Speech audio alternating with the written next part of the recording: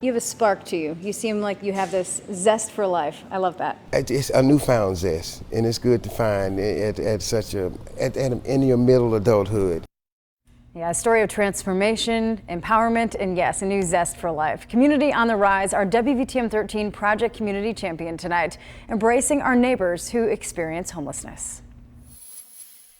Community on the Rise and the whole program gave me the opportunity, like I said, save my money, get things going, and now I'm able to purchase my own home. Where many doors have been slammed shut, there's a place downtown Birmingham that stands as an exception. Community on the Rise, opening its door to people who have faced countless barriers. When you do walk through the door, you immediately get a sense of peace. Talk about how you made this really an oasis. There is a lot of pain and trauma that folks from our community have experienced, and so we want to be a space, an oasis, like you said, that offers community and a breath.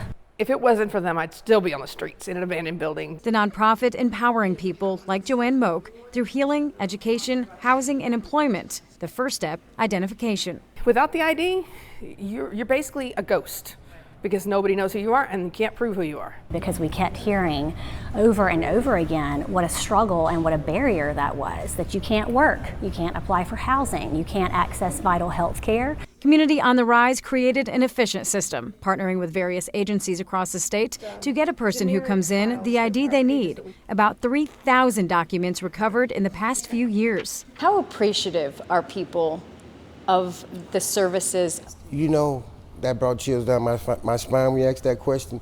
The joy people have when they reobtain their documents, but they leave out that door confident. Unique pieces of recycled plastics. Within these walls, employment meets purpose. Would you like to see the workshop? In creating something beautiful we'd normally just throw away. So we are actually the only nonprofit in Alabama recycling number 5 plastic here on site, and it is survivors of homelessness who are doing that work. Most yogurts, cottage cheeses are in a number 5 container. We take this and we cut it up with scissors into smaller pieces, and then we put it in our shredder.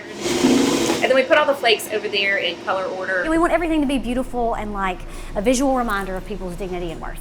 Working from the heart. We have so many assets in humans that are walking right around these streets and corners who need access to opportunity. People that may just drive these streets every day and see people on the side of the road. How can you convince people to have empathy that these are our neighbors? Well, at a certain level, I was amongst those people. It's one thing that people will find out: we are more similar than we are different. Community on the Rise, not just changing lives. That situation to being homeless to now buying my own home.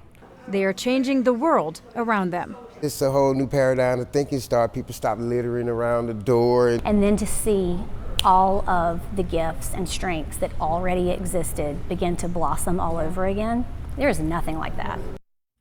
They're amazing and a great way to support this organization. I want to tell you about an event they have October 20th. It's a costume contest, a fundraiser too at the Red Mountain Theater. You can get tickets, communityontherise.com, and also that beautiful jewelry that we just showed you there that they create from the recycled plastics. You can find all of those there to purchase too, maybe for holiday gifts. It's that time of year. That's incredible. I love they talked about the confidence that folks walk out that door with, and that is so significant as well. Finding purpose, moving forward for sure.